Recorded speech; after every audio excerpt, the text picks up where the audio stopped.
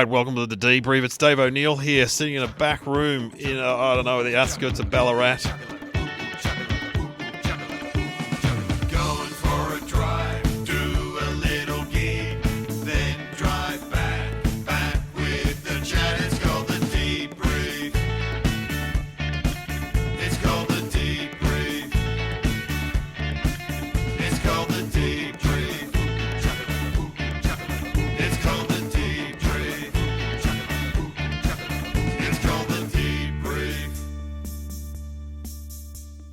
With Tom Siegert. Thanks for having us. How good's this? The Suburban Footballer, ladies and gentlemen. But we're not doing football tonight. What are we doing, Tom? We are doing, it's a yachting, rowing. Rowing. Loretto rowing.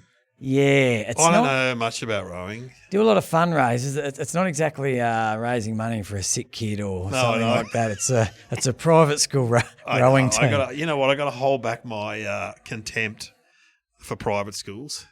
Because, I'm government school educated. My kids go to government schools. As am I. And so I've got to hold my tongue because, I've got routines that I do. Yeah. Remember, me and you did a gig up here at St. Pat's, which is the epicenter of kiddie fiddling. Yeah, with all the ribbons tied to the fence. Yeah, and you said, is it Halloween? And the guy said, no, they're the survivors. Well, you didn't know. That uneducated.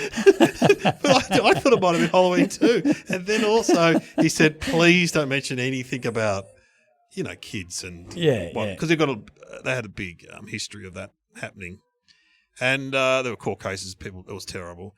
And we all said to him, me, you, and I think it was Christine Basil, said to him, oh, none of us have got material on that. Yeah. But I swear I had about 8 jokes I had to stop halfway. You're like, oh, that does end up in a kid. Yeah. Well, I say, I've got kids. I go down the park. I go by myself. I just hide in the bushes. Anyway, what's going on with McDonald's? That was a great gig. I remember St. Pat's. It was great. But I think Ballarat in general pretty good. But it has some dark things have happened. Yes. And you really have to like the gig we did with Lawrence Mooney at Brown Hill Hall. Still, which I've talked about on this podcast. Still to this day, when people ask me about best and worst gigs, that was as a Mooney fan, best gig I've ever been to. As a gig organizer, one of the most horrendous experiences of my life. Well, I picked him up and he had a few drinks at the Dum Dum Club live podcast. And he's going all the way up here to Ballarat. Oh, they're all lefties. No, they're all lefties. Yeah, interrupt us. It's all right. That's all good. We're doing my podcast. Are we going to start now? Or? Yep. That's all right. We've written it. Oh, okay. Yep. Yeah. And the cans have got their own bins. And you can't crush them. Yeah, okay. Yeah, Don't crush the cans. I've got it all here. Haven't you got the new... Melbourne's got the table now. You put them on the table and you can crush them. Really? Yeah, it's new. It's only been there for a couple of weeks. Yeah, you can't do that here, I think. Okay, so there's garbage bags for the rubbish. Yeah, on every table, everyone's got a garbage bag. Yeah, cool. Anyone you want Dave to thank? That was really it. Oh. Well, you can do the thank yous at the end. Yeah. We'll start whenever you want to start. Do you think they're ready? Everyone's here? Anyway, that's one of the organisers. Yeah. I can talk to you in the break, or you got stuff to do. You got to run the duck race. Fuck. So that's what I say. I'm busy, and I. You're too much of a nice. You're more of a nice guy than me. I do too much shit. Yeah. Well, you've got memorabilia you're selling. I'll be out cleaning their cars during the break. I look at people that just turn up. Yeah. Did you put the PA in and stuff? Yeah, everything. And I rearrange tables. And I look at people that turn up, sit in a corner, get on stage, go home. Yeah. And I'm like, wow, that's a lot. Imagine that. Well, you could do that. I do that. Yeah. Sometimes I have to set up, and not often anymore. Anyway, Lawrence Mooney were driving up to Brown Hill Hall, and he kept going about how everyone's a lefty in Ballarat. I'm like, no, they're not. They're just conservative primary school parents we were going to do. They're not left wing. Like, he goes, nah, Eureka Psychotic. I go, mate, they're not all the descendants of Peter Laylaw. It's like, and then he had all these theories about why it was called Brown Hill Hall. Yeah, it was where the closet. The guys in the Eureka Stockade were basically having sex with each other or something like that. Yeah, that's why they call it the Brown Hill Hall. And then he called... People wenches. Yeah. No, because there's Cryle Castle up here, medieval theme park, and he's like, did you play a wench? Gee, it was funny. It was, and the highlight was there was a replacement principal of the school. Yeah. And Mooney got off stage and went straight into the back to the kitchenette at the back of this Brown Hill Hall. And she walked straight up to me and she goes, I want to talk to him. And I said, honestly, don't. Like, it's not worth it. He's blind. He's not going to, you're wasting your time. She goes, he needs to know that that was unacceptable. And I said, honestly, don't. And she goes, I want to talk to him. Anyway, I said, all right. So we've gone in. He's been in this kitchenette for, it would have been a minute max. And we've gone in. He had this puffy jacket and he was on, there was this little couch, 2-seater couch, and he was balled up asleep with his jacket over him. And she just looked at him and goes, what a pig. And this is the one who went around and apologised to every table afterwards. But I spoke to a punter that went and said it was the greatest night. Oh, if you're a Mooney fan, that was the greatest 40 minutes of your life. It was brilliant. And he had the red teeth because he was drinking red wine up there. And he had this puffy jacket that just made him look like a little kid wearing his dad's jacket. It was so good. I do remember before we started the gig, so I was on first year emceeing, Lawrence was on last. Must have been that principal made an announcement. She said, I've made some muffins, everyone. This is on the microphone. Yeah. Everyone made some muffins. If you want to come to the side of the stage, I have some muffins here for free. Everyone can have one. Then you hear the mic get grabbed and hear Mooney's voice. There's muffins. There's muffins. Oh, principal's made muffins. I'm like, and I remember looking at you going, where's that coming from? Grab the mic. It was white knuckle comedy, like just holding onto you. Jeez, it was funny. Oh, it was funny. Well, that won't be tonight, Tom, because we're both, we're not drinking. We're professionals. And that's why we love Mooney. I'm going on first because you're tired. I'm tired. Yeah. We're just going to try and keep it together. But it's my equipment, so you've got to hang around. I've got to be here anyway. So you got to run the duck race. Yeah.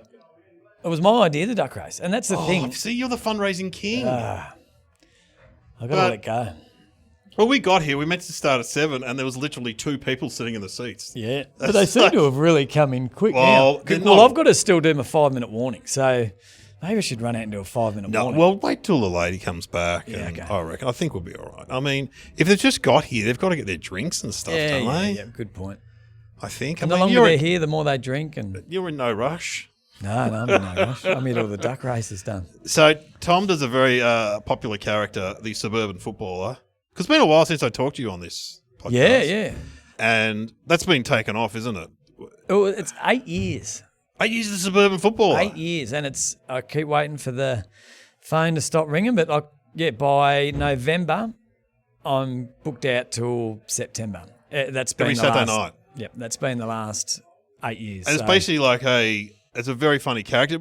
People might sit on the front bar. You've been on the front bar doing it. Yeah, yep. And they loved it, didn't they? It was great. That was great. That was a good spot. I've done the front bar once, and it's slightly nerve-wracking, don't you reckon? They're just when you're standing behind that bar, you're like, and you're on 2, 3, go.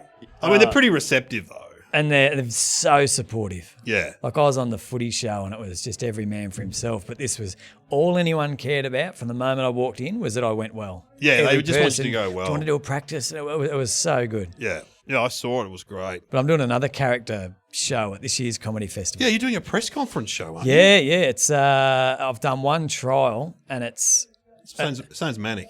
It's nuts, and the excitement in the room throughout the show is crazy. Like, because everyone. Don't the audience ask questions, aren't they? Yeah, journalists? So I do 5 minutes before the show starts. I come out, I explain how it runs, and I hand out bits of paper. And if you get a bit of paper, you're a journalist. So each bit of paper might say, it's got a title up the top. Coach, what is the meaning of this movement? It'll be like head trainer number 2. So you're the second question to the head trainer. And you play every character. Every character. Controversially, a female character. How are we looking? Do you reckon most people are... Yeah, all right. Have they all got drinks and stuff? I'll do a 5-minute warning. Yeah. Okay, sweet. 5-minute warning. Do you want to talk amongst yourself? I'll all right, I'll put it down. You do the 5-minute warning. Come back. I'll come back. Grab me. Tom Siegert's going to do the 5-minute warning. I'm here backstage at Loretto. I don't know anything about rowing. Rowing's one of those sports. They didn't do it at Mitcham High School. They don't do it in any of my kids' schools. Yeah, well, it's fairly elitist, but maybe it wasn't originally. I don't know. Mate, I couldn't imagine rowing. All I know about rowing is when I went to uni, Bridget, who did public relations with me at uni, she married one of the Awesome Foursome. Now, you might know them from their fruit ad. They had a little jingle. They were all very tall and handsome dudes who were rowers. They won a gold medal. I think I really should have learned a bit about rowing for this gig. All right, Siegert will be back with us in just a sec. I'll go to the toilet. I'll take the time to go to the toilet.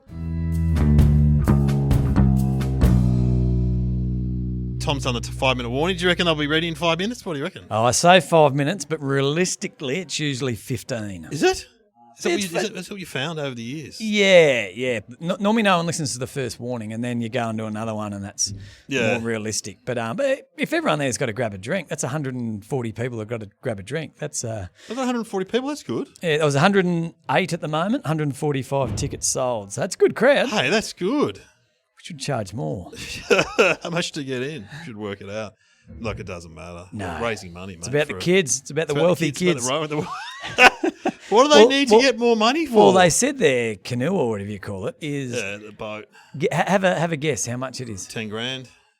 No, 50. 85. 85.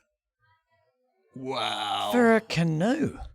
For basically a kayak. A shit kayak. My dad was a kayaker. He was like the solo man, but he loved it. But when he died, we still had 2 kayaks in the garage. We're like, what the fuck? What are we going to do with these kayaks?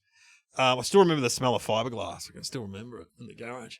I remember that we had one, and they were hot because we grew up on sort of a hobby farm, and we always had the kayaks for going down the river, and horrible for spiders and snakes to get inside them. Oh, we used to always get in the torch and think, there'd be nothing worse than sitting there with your feet going in and Yeah, because you were there on the Murray. So the press conference show, what's it called? The local footy club press conference, and there's 6 characters. Each one comes out, and so the club's folded. One of the oldest clubs in Australia has folded.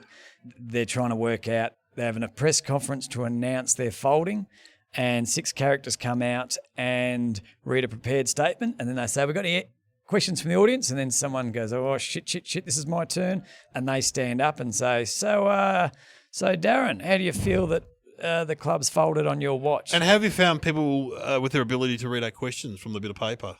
Good and bad. Yeah. I hate the ones that try and be funny. Just read it. Just read it, mate. Just read it. But you must sort of have do you try and memorise who you gave the bits of paper to so you can go, "That's your turn, mate"? Not really. No, you can't. You probably can't. No, it's still because there's 25 bits of paper. There's 25. So there's 25 different people. Yeah. So wow. I remember you told me on the phone that some of the changes took too long in terms of costuming. Oh, 100%. Yeah. So that's so I had to get rid of the president was wearing a shirt and the major sponsor was wearing a button-up shirt, but they're now wearing T-shirts. Yeah. What happens in between the characters? I just pop on a bit of music, but at the start that's a big spill down the front of your top. No, that'll be wrong. It's water. Here I am at a very prestigious private school. I look like I'm selling Big Issues. I've just been lying. I love Big Issue, but I always buy them. But I look like I'm a bit dishevelled. Look, if I cared more, I would have done a little bit of commentary over the little break. But I just couldn't. Well, you got. I'm trying to. I mean, I've seen Barry Humphries a few times, and he has huge costume changes. Yeah, but he must do. I can't remember what he does in between them. So he comes out as Sir Les, and then he goes into Sandy Stone. Oh, I think no. You know, there's like set dressing and stuff. Putting the setup becomes the breaker kind of thing. Yeah. So there's only one change actually, and then there's the interval, and then there's the Dame. Yeah. So he comes on as Sir Les. Blah, blah, blah, blah, and then he goes off, and then they have all this music playing, and the stage people put on to make up the suburban setting for Sandy Stone. Yeah, so this isn't quite as elaborate as I basically put on a wig and a.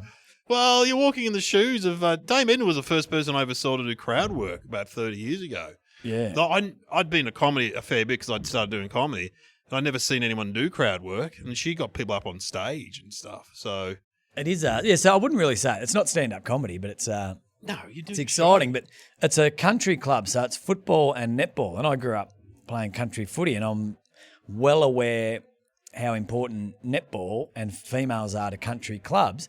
So I would have thought it would have been poor form to have a show, local footy club press conference, without having some female connection. So You play a woman? I play a woman. And what is she, the netball president? She's the captain of the women's team. Wait. And I had 3 complaints hadn't even performed, hadn't even finished writing it yet. I'd just done a little post and I just did a little bio on each of the characters and got 3 complaints. One guy said, pretty poor form with your trans character. Oh, well, at least it pays the bills. And then he did a link. He said, maybe read this. And it was a link to an article about how many trans people attempt suicide. Yeah, but you're not trans. No. You're a woman. Well, you're playing a woman like the Dame. Yeah, well, you're the new Dame Edna. I'm seeing it. It eventually comes out that because it's Tony with an I, not Y, and she keeps stressing not with a Y. And, so maybe she's a man. Well, it comes out at the end that it's actually a guy. He's 43, never played a senior game, and always dreamed of playing a senior game. Yeah, and then so it's just a bloke dressing up. Yeah, so he could make the senior women's team, and then he kicked 730 goals in his first season. And but there, but I copped a bit of. But that's social media for you. But your fans aren't going to care about that. No one's going to care. As if that guy he doesn't even live in this state. He doesn't even live in Australia. The guy complaining. No, well, I went back. I never bite back, but I bit back. I said, mate, how dare you send me an article about suicide with no knowledge of the show? But what's happened in my life? No, that's right. Are we ready to go? How long roughly I'm just trying to work out when the first break will be. So I reckon from the moment Dave starts, it'll be 30. 30, 35. Yep, perfect. Yep. So just say about 8. Yeah, then we'll have a big break because we've got to sell the duck. Yes. About 8. We'll come down about 8. Yep, all right. Yep. Yeah. Too easy. Are they all sit? Do you reckon they're nearly ready to go? Oh, beautiful. Oh, I'll do another quick warning and then and then we'll do you reckon? Yeah, let's go. Are you going to come back in here or should we? Oh, probably So we'll go back. We'll go out there now. We'll do the debrief at the half time. We'll do a bit of half-time debrief. We don't have to do much because I know you've got to run the duck race. Yeah. Comedy's not all cocaine and prostitutes, ladies and gentlemen. You're getting complaints. People are sending you articles on suicide.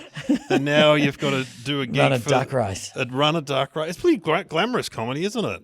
The things you do. I've got a $550 signed Steph Curry bit of memorabilia that I dropped something on and smashed. So I've nearly lost my entire profit off the... Right, we'll go and... really? Yeah, we'll be able to fix it. Okay, we'll be back after this. Right. I'll go do the gig. Bye.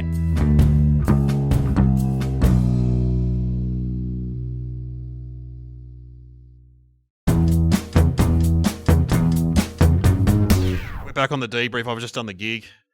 Went pretty well. It was fantastic. You were Was it? Yeah, you were awesome. Well, I just try to think of all the high school stuff because they're all high school parents. And I was just going through I only got one kid left at high school, so I talk about uni and stuff now, but I'm just trying to... Actually, the one that went best was the Taylor Swift routine because I knew this is a girls' school. Yeah. And those parents would have been hounded about Taylor Swift 2 years ago. You couldn't see it, but a lot of hands went up. Oh, did they for the Taylor Swift? So they went with their daughters, but... Oh, yeah, look, it was a big event. I think this is the best... I'm sure you've talked about it in other episodes, but I think this is the best demographic.